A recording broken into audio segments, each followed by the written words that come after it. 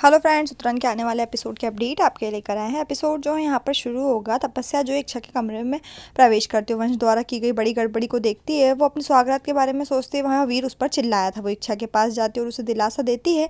इसी बीच वीर अभी भी वंश की तलाश में। वो सोचता है कि कैसे उसने माई को चेतावनी दी कि देर सवेर सच्चाई सामने आ ही जाएगी। इच्छा रो रही है, लेकिन लेटर को याद करते हुए अचानक रुक जाती है। वो इसके लिए चारों ओर देखती है और तपस्या जो है उलझन में है। इच्छा लेटर ढूंढती है और तपस्या को पहला पेज दिखाती है और बोलती है कैसे उसने वंश को सब कुछ लिखा था। तपस्या अब टेंशन में और इच्छा से कहती है कि इस बारे में कोई टेंशन ना करे। इसका अगला पन्ने की ओर मुड़ती है।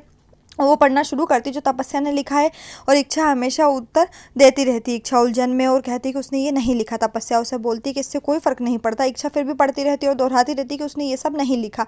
एक नर्वस तपस्या उसके हाथों से लेटर छीन लेती और इच्छा को बिस्तर पर ले जाती और उसे समझाती है कि सब कुछ ठीक हो जाएगा। वो कागज़ को अपनी पीठ के पीछे एक गेंद में बनाकर समेट लेती है और उसे किनारे पर फेंक देती है। वो कुछ खाने के लिए इच्छा के लिए लेने चली जाती है। इधर इच्छा जो है अकेले कमरे में अपने कमरे में बैठी है और अभी भी सोच रही है कि वंश ने कैसे कहा कि उसने उसे लेटर में कभी सच नहीं बताया। फिर उसे अचानक तपस्या की गुस्से वाली प्रतिक्रिया याद आती है, जब उसने पहली बार उससे कहा था कि उसने वंश को सब कुछ चीज़ें एक लेटर में लिखी। और फिर 1 मिनट के पहले सोचती जब तपस्या ने उसके हाथों से लेटर छीन लिया और फिर से लेटर को ढूंढती और उसे कमरे के कोने में पाती है। अपनी आंखों पर भरोसा न करते हुए इच्छा एक बार फिर उसे पढ़ लेती है और देखती है कि तपस्या जो है कमरे से चली गई और दोनों एक दूसरे की ओर देख रहे हैं। यहीं पर ये एपिसोड खत्म हो जाएगा। आने वाले एपिसोड के लिए हमारे साथ जुड़े रहें, चैनल को सब्सक्राइब करें, साथ में बेल पे प्रेस करें।